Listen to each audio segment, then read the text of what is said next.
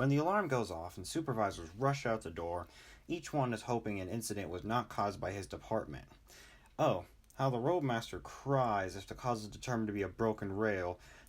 The mechanical foreman laments if a broken wheel or failed roller bearing is the culprit, and the trainmaster denies that any of his men can be to blame.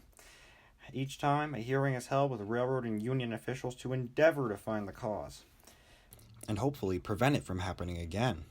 That record is the basis of this tale.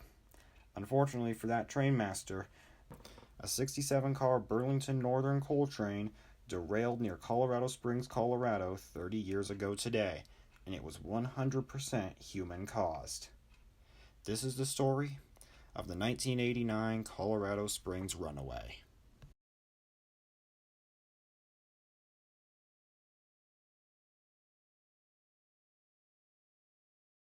On February 5th, 1989 in Denver, Colorado, it was 12:30 a.m. and negative 24 degrees. A three-man Santa Fe crew was called for duty that night on a Burlington Northern run-through coal train bound for Houston. Due to the cold weather and the challenge of getting air through the brake cylinders of more than 120 cars, the BN had cut the train in half at Edgemont, South Dakota earlier in the journey. Half the size of a normal unit coal train, the train consisted of 66 cars, all of them being the so-called bathtub coal cars due to their shape. All of them were loaded with coal, none being empty, and a caboose at the end of the train. 3 Burlington Northern locomotives were at the head end. The lead unit was SD 40-2 7243, followed by 2 C30-7s, which were very well known for having many problems, especially on the BN. The C30-7s that trailed 7243 were 5500, the first example of this type ever built for the BN, and behind that was 5547. The engineer in charge of this train, who was not named, had been working on the BN for 12 years. He had snapped a knuckle trying to leave Denver after intentionally skipping the initial brake test, a big no-no in operating rules. Just a mile out from the yard, a 2-man crew attached 2 helper locomotives, numbers unknown, behind the caboose for the climb up to the town of Palmer Lake, the summit on the Colorado joint line between Denver and Pueblo. They had also agreed to skip a required brake test.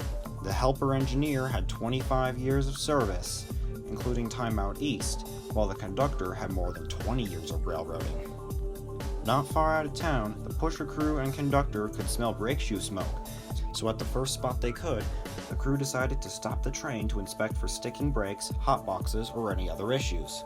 The engineer, believing the train was pulling hard, made a full service mode application of the brakes, hoping to correct any sticking ones. However, the pusher engineer completely ignored air brake rule number 922, which states that he must not cut his brake valve. But however he did. He reduced his power to 70 psi to assist the lead crew in the recharge. The conductor up at the head end assumed that a slightly open brake valve on the caboose was a problem. He had closed it. Off they went in less than 3 minutes' time, but not before both engineers decided reducing the brake pipe pressure from 90 psi, or release, to 80 psi, to have fewer sticking brakes. Under these circumstances, nothing could have been more treacherous. More air pressure is better, and it equates to more brake cylinder pressure. We all know how train brakes work, but for those of you who don't, train brakes work the opposite way of how most people think they work. The standard pressure for release, or brakes off, is 90 psi. Less pressure in the brake cylinders will apply the brakes, and 0 psi, hence, is a full emergency brake application. 5 minutes later, the train stopped again, and the engineer had again put it into full service. 20 pounds of air, down to 70 psi, to stop for a red signal. But yet again, they had stopped for only 3 to 5 minutes. In less than 2 miles, the next signal was dark, so the engineer also had made a giant reduction to stop. Because if an engineer notices a dark signal, he has to treat it like it's a red one, so he has to stop. However, only a few minutes, the signal had turned green. The engineer kicked the air off, and they were moving again. Simple as that? Not quite. In another 3 miles, the train had tripped a hotbox detector. Of course, the entire crew assumed the problem, sticking brakes, so they figured they would simply ignore it. That is a bad thing to do on the railroad. They had decided to slow the train instead by reducing throttle. The engineer in the 7243 had chose to power down and dump no air. The head brakeman then swung off, reset the detector, and reboarded the train. Keep in mind, everything was done manually in the 80s. However, he did not take the time to see what it read. The 3-mile-an-hour speed lasted less than a minute until the throttle was increased again. However, the conductor decided to dodge the safety people in Denver and decided to switch to another radio frequency to talk out the problems with the head-end crew. The train proceeded upgrade for 27 more miles until the next stop at the approach signal to Palmer Lake at milepost 51, the highest point on the joint line. This was known to BN crew as the SAG, where coal trains would wait until a favorable signal appears to enter centralized traffic control limits at the summit. The engineer again had used an exorbitant amount of air, reducing the brakes 22 psi, putting the wells at 68. He held the train there for 27 minutes, after which, because of the cold weather, the dispatcher said he couldn't line the switch at Palmer Lake, so the train would have to stop there again. It took 8 minutes to climb the 1.5 miles to the control point and signal, where the train was stopped with nearly another full service reduction. They held their train there for 22 more minutes while the brakeman, with 12 years of service, talked with the dispatcher and lined the switch manually. The sun was rising and it was 7:22 a.m. when they started over the top, 52 miles from Denver, and with a 2,000-foot altitude difference. Operating Circular 273, a rulebook update, required loaded trains with helpers behind the caboose to straddle the crest of a grade when stopping to remove the helpers. That enabled the brake pipe pressure to be recharged when the train is held with the locomotive brakes.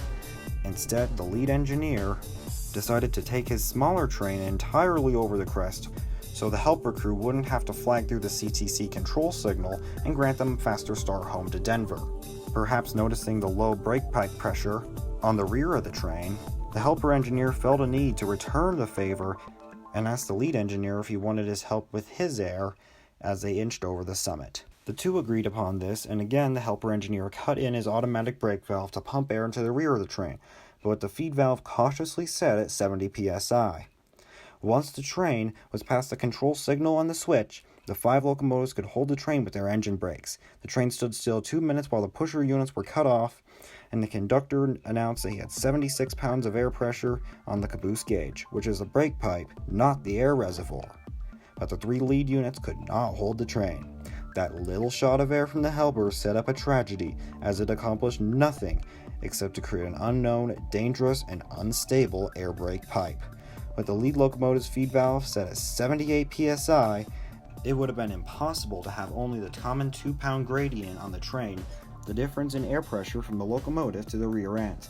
The pusher engineer must have noticed the air brake pressure wasn't above 70 if he was willing to, quote, assist with the air. The depletion of the air system decreases pressure in both emergency and auxiliary portions of the air reservoirs. With 2 large drawdowns of air just before cresting Palmer Lake, then departing with an unknown brake pipe because it was not sufficiently recharged in extreme cold at 7,237 feet, the train rolled off the top like a parachutist without a ripcord. The crew soon found out the worst, that they had no air. However, they did not know it was a runaway at the time. They were rolling, but they assumed they had it under control. Just a minute and a half after rolling away from the top, with the dynamics fully engaged, the engineer made a first air reduction at 10 miles an hour, but there was no exhaust sound. 2.5 minutes later, the engineer increased the reduction to 10 pounds at a speed of 22 miles an hour. Still, there was no exhaust, which meant the brakes were not applying, and the car reservoirs were below those levels. Another 2.5 minutes, the reduction had been increased to 14 pounds. The train was doing 27 miles an hour, and the authorized track speed was 25. After another minute and a half, now traveling at 30 miles an hour down the 1.4% grade, the engineer finally realized how dire of a situation they were really in and applied the emergency brakes, the big hole as it's known. However, an emergency application nullified the dynamics, so the independent engine brakes were applied, and the speed quickly shot up to 43 miles an hour for the next 2 miles. They had forgotten about an old railroader's saying no blow, no go, which they should be able to hear the exhaust sound when applying brakes. If they don't, something's gotta be wrong. The conductor instructed the head brakeman to tie locomotive handbrakes while he was tying the one on the caboose. However, a locomotive handbrake is only on one axle, and that depletes the brake cylinder of pressure, losing the braking force of the independent. The next emergency step was to invoke air brake rule number 920 by switching the reverser into reverse, which did not go well, as did many other elements of this trip. The 7243's wheels seized up when the engineer moved the reverser, which also broke the speedometer. And even worse is that the two trailing C30-7s do not respond to reversing until the throttle on each of them is open to at least notch 1. The oversight on that part of the engineer meant those units were unable to assist in the last-minute effort to stop the runaway. The train was doing 68 miles an hour until the third axle on the lead truck of the lead unit had begun to skid on the rail, which caused the left wheel of the third axle on the lead truck of the lead unit to grind down, leaving a 14-inch flat spot on the wheel.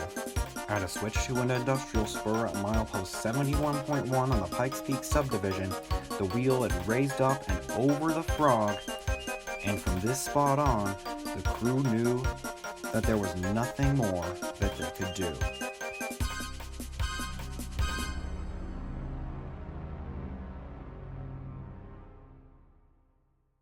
The train starts to derail, and the locomotives begin to roll away by themselves, similar to what happened at Lac Mégantic in 2013. 63 out of the 66 coal cars derailed, but luckily, the last 3 cars in the caboose did not. The conductor on the caboose had actually turned out to separate his caboose from the doomed train to stop it with the handbrake seconds from disaster. The wheels on the jumbled mass of cars had evidence of overheat and burned brake shoes. They were working, but they couldn't overcome the speed that the train was going. The sole cause of the crash was determined to be crew negligence, after they had intentionally skipped many required brake tests from Denver to Palmer Lake. They were also at fault for letting the helper engineer to twice cut in his engine's air brake supply to improperly recharge the coal train's air brakes. They had disregarded the rules on a cold winter night to make railroading a little easier for them, which probably saw them never working for the railroad company again. Exactly 30 years later, few people remember this. There is hardly information about it anywhere on the internet, but some railroaders might be aware of this and know not to do what that crew did so their train doesn't end up like this one. Today, the site of the derailment north of Fillmore Street in Colorado Springs is now home to Goose Gossage Youth Sports Complex owned by the city. If you go down there today, you can't even tell that the derailment happened there. But if you're one of the few people like me who actually knows what happened there, it's a grim reminder about that if you're a railroad crew member and you disobey the rules, your trip will probably end in disaster. All of the lead units in the train survived the wreck unharmed and were returned to service. 7243 was sold to First Union Rail in 2005 and now operates under the reporting mark FURX with the same number.